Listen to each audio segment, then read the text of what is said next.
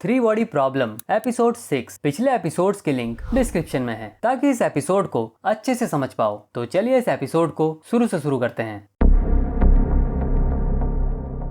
Episode की शुरुआत में हमें न्यूज चैनल के जरिए बताया जाता है कि दुनिया भर में लोगों को पता चल चुका है कि सांटी नामक एलियंस पृथ्वी पर आने वाले हैं, क्योंकि पिछले एपिसोड में सांटी ने आसमान में एक बड़ी सी आंख दिखाई थी, जिस वजह से अब दुनिया भर में लोग डरे हुए और परेशान हैं। अब दहशत का माहौल बन चुका है, हर जगह दंगे हो रहे हैं, लोग गवर्नमेंट के खिलाफ सड़क पर उतर आए हैं, जिस वजह से बहुत से देशों ने मिलिट्री को बुला लिया है। मतलब कई देशों की हालत बिल्कुल ठीक नहीं है। कई देशों के प्राइम मिनिस्टर अपने देशवासियों से कह रहे हैं कि अभी एलियंस को आने में 400 साल हैं, हम तब तक कुछ कर लेंगे। अब जब लोग एलियंस का विरोध करने के लिए सड़क पर उतर आए हैं, तो माहौल को शांत करने के लिए गवर्नमेंट ने कई शहरों में कर्फ्यू लगा दिए हैं। लेकिन कुछ लोग ऐसे भी हैं जो सांटी को भगवान की तरह मान रहे हैं, क्योंकि उनका मानना है जो आसमान में आंख दिखा सकते हैं वो कुछ भी कर सकते हैं। तो ये लोग अब सांटी को भगवान की तरह पूजने लग गए हैं। दुनिया भर में लोगों को मेंटल इलनेस होने लगी है, जिस वजह से कई लोग खुद को खत्म भी कर रहे हैं। अब सोचो कितना ज्यादा डर और दहशत का माहौल बन चुका है। खैर, अगले सीन में हम देखते हैं कि जिन ये विंजे से मिलने आई है, वो ये विंजे से सवाल करती है कि आखिर उसने एलियन को यहाँ बुलाया ही क्यों। यहाँ जिन ये विंजे को कोस रही है, उसे धिक्कार रही है कि एक इंसान होकर उसने इंसानियत से ही गद्दारी की है। उसकी वजह से उसकी बेटी वेरा की मौत हुई, जैक मारा गया और ना जाने दुनिया में कितने निर्दोष लोगों की मौत हुई है। और अब सांटी की दहशत के चलते लोग और भी मर रहे हैं। लेकिन ये विंजे अभी भी अपनी वही बातें दोहराती है कि इंसान को सिर्फ सांटी ही बचा सकते हैं। फिर जिन कहती है कि वो हमें कीड़ा समझते हैं और कीड़ों को मार दिया जाता है। और अब ये विंजे कहती है कि सांटी अब जान चुके हैं कि हम इंसान झूठ बोलते हैं, धोखा देते हैं और हमारे साथ रहना उनके लिए डेंजरस होगा। जिन कहती है कि ये सब तुम्हें पहले से पता था, फिर भी तुमने सांटी को पृथ्वी पर बुला लिया। हम सब इंसानों के लिए इतना अहम फैसला लेने का हक तुम्हें किसने दिया। और अब फर्स्ट टाइम ये विंजे के पास इस बात का कोई जवाब नहीं था। शायद वो भी समझ चुकी है कि उसने एलियंस को बुलाकर एक बहुत बड़ी गलती कर दी है। भले ही उनके आने में अभी 400 साल हैं, लेकिन वो आ रहे हैं और उनका आना इंसानियत के लिए एक काउंटडाउन की तरह है। जाते जाते जिन कहती है कि ये दुनिया तुम्हें एक गद्दार के रूप में याद रखेगी। फिर ये विंजे कहती है कि तुम्हें कैसे याद रखा जाएगा। तब जिन कहती है जिसने सांटी से आखिरी तक लड़ाई की। अगले सीन में हम देखते हैं कि दुनिया में चल रही दहशत से दूर वेड ने एक जगह पर बेस बनाया है, जहाँ उसने बहुत से एक्सपर्ट लोगों को शामिल किया है, जिसमें साइंटिस्ट भी हैं जो अब यहाँ रहकर सांटी को हराने की प्लानिंग करेंगे। हम यहाँ राज को भी देखते हैं, जो शिप वाले मिशन के बाद वेड के साथ ही है। यहाँ वेड कहता है कि सांटी ने हमारे बारे में जानने के लिए पृथ्वी पर सोफोन भेजे हैं, जो हर वक्त हम पर नजर रख रहे हैं। लेकिन उनको सोफोन बनाने में करोड़ों साल लगे हैं। उनके प्लेनेट में प्रलय आती रहती है, जिस वजह से उनकी टेक्नोलॉजी हमसे स्लो है। अगर हम अपनी पूरी काबिलियत से काम करें तो उनकी टेक्नोलॉजी को जरूर पीछे छोड़ देंगे। और यही कारण है कि सांटी हमारी टेक्नोलॉजी, हमारे स्मार्ट साइंटिस्ट के पीछे पड़े हैं। वेड का कहना है कि हमें सांटी के बारे में और जानकारी चाहिए, इसलिए हमें एक प्रोब स्पेस में भेजना होगा। ये प्रोब एक तरह का स्पेसशिप होता है जो स्पेस में भेजा जाता है। इसमें कैमरास लगे होते हैं। इन कैमरास से पिक्चर्स क्लिक होती रहती हैं ताकि स्पेस की जानकारियां इकट्ठी की जा सके। वेड को बताया जाता है कि इस प्रोब के बारे में भी सांटी सोफोन के जरिए जान जाएंगे। वेड कहता है उनको जो जानना है जानने दो, हमें कुछ तो करना ही होगा। लेकिन यहाँ अभी भी एक प्रॉब्लम है कि अगर हम कल अपना प्रोब स्पेस में भेज भी दें तो सांटी के स्पेसशिप तक पहुँचने में उसे 398 साल लगेंगे। वेड कहता है कि सांटी यहाँ 1% लाइट स्पीड से आ रहे हैं और हमें भी इतनी ही लाइट स्पीड चाहिए। फिर कैलकुलेशन से पता चलता है कि इतनी लाइट स्पीड तक पहुंचने में हम इंसानों को और 100 साल लग जाएंगे। लेकिन वेड का कहना है कि हमें अपनी टेक्नोलॉजी पर काम करते रहना होगा ताकि समय के साथ कुछ नई डिस्कवरीज हो सके। इसके बाद वेड यही बातें जिन से करता है। अब आप बोलोगे कि ये वेड बार बार जिन के पास ही क्यों आ जाता है। देखो, इसके पीछे भी एक रीजन है, क्योंकि जिन बहुत ही इंटेलिजेंट है और इसलिए ये विंजे भी उसे अपनी ऑर्गेनाइजेशन में शामिल करना चाहती थी। जिन ने बहुत जल्दी ही उस एलियन टेक्नोलॉजी से बने VR गेम की मिस्ट्री को भी सॉल्व किया था। So she is extremely intelligent. अब जिन सोफोन के बारे में एक इंटरेस्टिंग फैक्ट बताती है कि एक सोफोन 1 सेकंड के 8वें हिस्से में पूरी पृथ्वी का चक्कर लगा सकता है, क्योंकि सोफोन लाइट स्पीड से ट्रेवल करते हैं, इसलिए वो इतने फास्ट हैं। फिर वेड जिनको बताता है कि वो स्पेस में एक प्रोब भेजना चाहता है ताकि वो प्रोब सांटी के स्पेसशिप के पास पहुंचे और हमको पता चल सके कि सांटी का स्पेसशिप कितना बड़ा है। क्या वो सैरो जितना बड़ा है या सुई जैसा छोटा। वेड का कहना है कि हम अपने दुश्मन को तभी हरा सकते हैं जब हमें उसकी कोई वीकनेस पता हो, और यहाँ तो अब तक यही नहीं पता चल पाया है कि वो दिखते कैसे हैं या क्या खाते हैं, कैसे रहते हैं। वेड फिर जिन को एक चैलेंज देता है कि उस प्रोब को 1% लाइट स्पीड देने के लिए कोई तरीका ढूंढो, और जब उसके पास कोई आइडिया हो तो वो वेड से आकर मिले। इसके बाद सीन शिफ्ट होता है सॉल और विल की तरफ। ये दोनों बीच के पास बैठे हैं और मजाक कर रहे हैं। मजाक में विल सॉल से कहता है कि मरने के बाद मेरी अस्थियों को हवा में बहा देना ताकि वो ओजोन लेयर तक पहुंच जाए। कुछ देर बाद यहाँ ऑगी आती है जो पिछले एपिसोड में हुए शिप डिस्ट्रक्शन के बाद अब बहुत डिप्रेस्ड है। अगले सीन में हम देखते हैं कि जिन अब वेड की टीम के सामने अपना प्लान बताती है जिससे प्रोब को 1% लाइट स्पीड मिल जाएगी। जिन वेड और उसकी एक्सपर्ट टीम को समझाती है कि सोचो अगर 1000 न्यूक्लियर बॉम्ब्स एक लाइन में रखे हुए हैं जो पृथ्वी से सांटी के स्पेसशिप के रास्ते में हैं, और ये बॉम्ब्स हम अपने स्पेसक्राफ्ट से वहां रखेंगे। हमारे प्रोब में रेडिएशन सेल लगा होगा। रेडिएशन सेल एक बहुत बड़ी और पतली चादर की तरह दिखता है, और प्रोब जैसे ही स्पेस में हर एक बॉम्ब के पास से गुजरेगा तो वो बॉम्ब फट जाएगा, और न्यूक्लियर बॉम्ब फटने से जो एनर्जी रिलीज होगी उससे रेडिएशन सेल के जरिए प्रोब और स्पीड से आगे बढ़ने लगेगा, और ऐसे ही फिर दूसरा बॉम्ब फटेगा जिससे प्रोब को और स्पीड मिलेगी, और इसी तरह 1000 बॉम्ब के बाद प्रोब को मिलेगी 1.12% की लाइट स्पीड।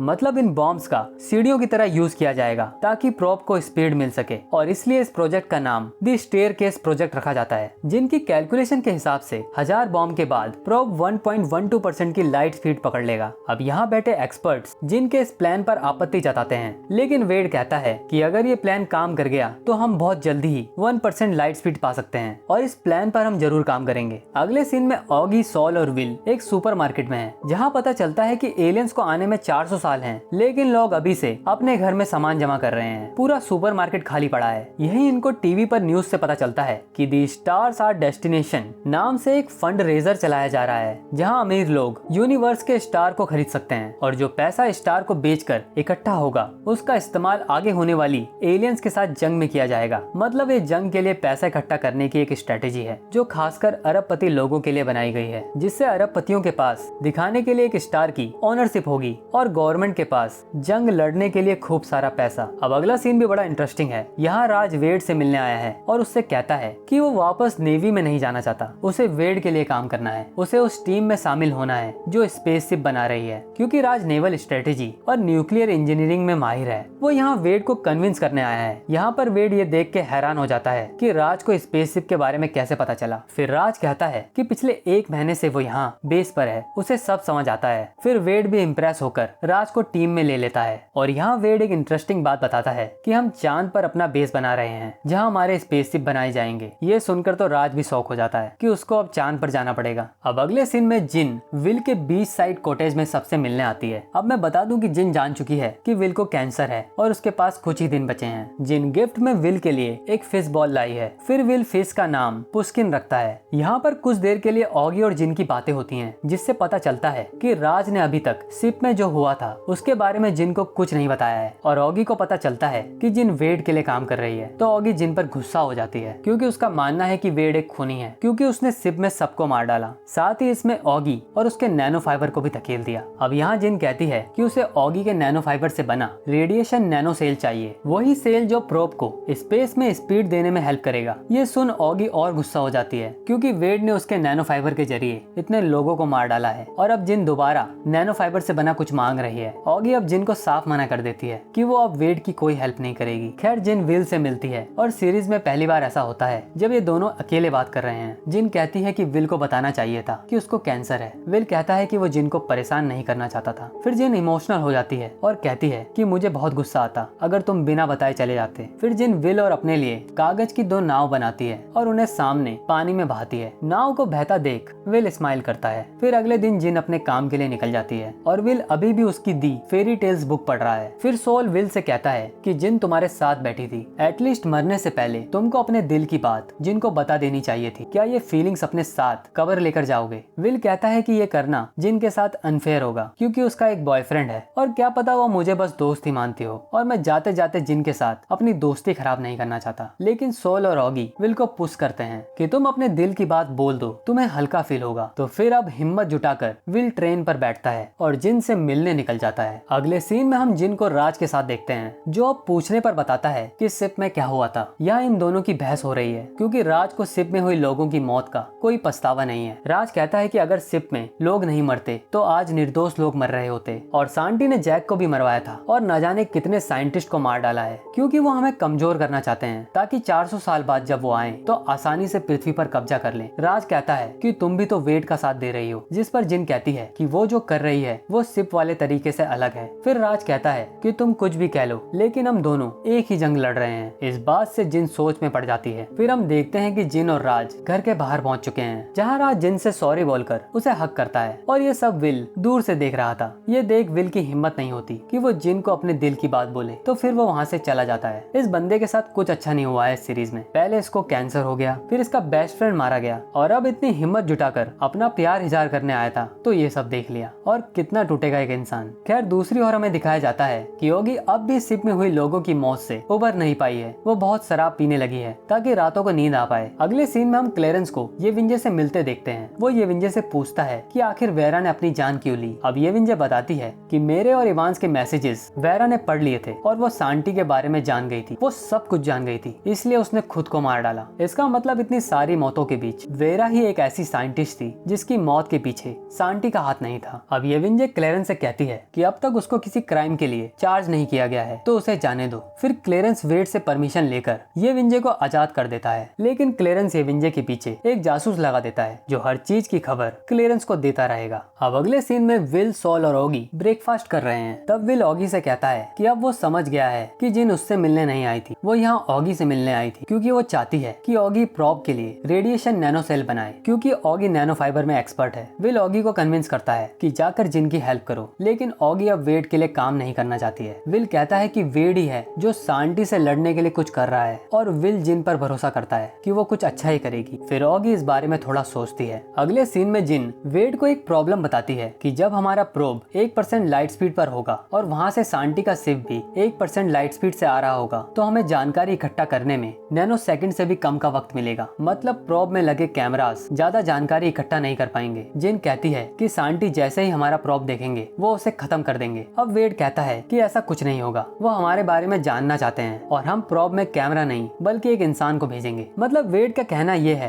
कि जब हम प्रोब में इंसान भेजेंगे तो सांटी इंसानी शरीर और बहुत कुछ जानने के लिए प्रोब को खत्म नहीं करेंगे बल्कि उस प्रोब को अपनी शिप में ले लेंगे और बाद में वो इंसान किसी तरह हमें कोई भी जानकारी दे पाया तो समझो दी स्टेयरकेस प्रोजेक्ट सक्सेसफुल रहा और वो जानकारी पिक्चर से ज्यादा इंपॉर्टेंट साबित होगी। लेकिन अब देखना यह है कि प्रोब में जाएगा कौन। आगे हमें कुछ सीन जल्दी जल्दी दिखाए जाते हैं जिससे पता चलता है कि ऑगी जिन की हेल्प करने के लिए बेस तक पहुंच चुकी है। फिर हम देखते हैं कि कैद से छूटने के बाद ये विंजे अपने घर आती है और आसमान की ओर देखते हुए कहती है कि सांटी आप मुझे सोफोन के जरिए सुन सकते हैं। अब आप जान चुके हो कि हम इंसान झूठे होते हैं और अब आप हम पर भरोसा नहीं करते हो, जिस वजह से आप हमें खत्म करने आ रहे हो और सबसे पहला झूठ मैंने बोला था और इसकी वजह से पृथ्वी वासियों को ये सब देखना पड़ रहा है। झूठ से ये विंजे का मतलब ये है कि उसने सांटी को कभी इंसानी फितरत के बारे में बताया ही नहीं। वो कहती है कि मैंने गलती की है लेकिन अभी भी मेरे पास 1-2 आइडियाज बचे हुए हैं जिससे मैं इंसानों की हेल्प करूंगी और आज से 400 साल बाद जब जंग होगी तो वो बराबरी की होगी या फिर होगी ही नहीं। दूसरी ओर हम देखते हैं कि विल अब और बीमार दिख रहा है। उसे दूर बीच पर वही कागज की नाव दिखती है जो देख उसे समझ आता है कि वो जिन को अपना प्यार नहीं बता पाएगा लेकिन उसके लिए जाते जाते कुछ कर तो सकता ही है। तो फिर वो द स्टार्स आर डेस्टिनेशन पर जाकर जिन के लिए एक स्टार खरीद लेता है। मतलब जो पैसा उसे जैक की मौत के बाद मिला था उसने उससे जिन के लिए स्टार खरीद लिया है और ये एपिसोड यहीं खत्म हो जाता है। चलो अब मैं कुछ डिटेल्स बताता हूँ इस एपिसोड से। जब विल मजाक करते हुए सॉल से कहता है कि मरने के बाद मेरी अस्थियों को हवा में बहा देना ताकि वो ओजोन लेयर तक पहुँच जाए। अब देखो मैं यहाँ कुछ स्पॉइल नहीं करूंगा लेकिन जितना भी मैं इंटरनेट से पढ़ पाया हूँ 3 बॉडी प्रॉब्लम बुक के बारे में, इस लाइन का एक इम्पोर्टेंट मीनिंग है जो हमें आने वाले सीजन में जरूर दिखाया जाएगा।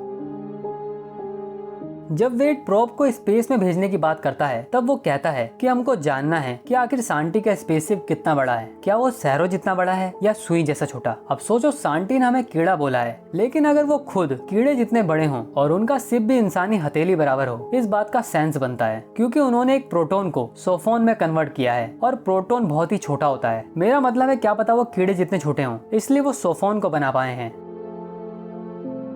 इस पूरे एपिसोड में कई बार द स्टार्स आर डेस्टिनेशन का नाम आता है, जिनसे बाद में विल जिनके लिए एक स्टार खरीदता है। अब ये पूरा सीन बड़ा बोरिंग और अजीब लगता है, लेकिन ये स्टार आगे चलकर सीरीज में एक इम्पोर्टेंट रोल प्ले करेगा और वो मैं अभी स्पॉइल नहीं करूंगा, क्योंकि जब आगे के एपिसोड आएंगे तब उसके बारे में बात करने में मजा आएगा। तो इसी डिटेल के साथ ये था एपिसोड 6 का एक्सप्लेनेशन, रिकैप, ब्रेकडाउन, जो भी कह लो। आई होप आपको ये वीडियो पसंद आया हो। अगर आप अब तक देख रहे हो तो प्लीज सब्सक्राइब करके बेल आइकन को ऑन करना। मैं सुनाई दूंगा आपको अगले एपिसोड में। Happy watching.